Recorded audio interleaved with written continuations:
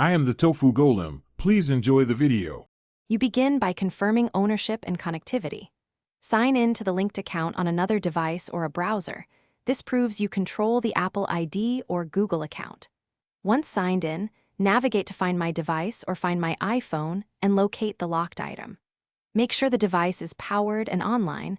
Without a connection, you cannot send unlock commands. If you have recovery codes or a trusted phone, keep them handy because you will need them in the next steps. Once you've located the device in the portal, choose the action that removes activation lock. For Apple, start an erase and then remove from account. For Android, use Find My Device to erase and unlock. You will be asked to confirm via two-factor authentication.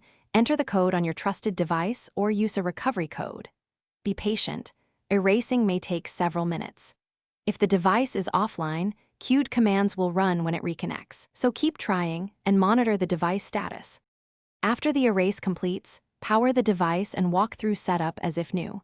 You should be prompted to sign in. If activation lock is gone, you can use your own account. Make sure to restore your backup or set a new passcode. If the lock persists or you cannot access two-factor, contact the device maker's support with a MAE, serial, and proof of purchase. They can remove the lock for verified owners. One tip: keep screenshots of every step and response for faster support resolution. Thanks for watching. Consider subscribing if we helped you today.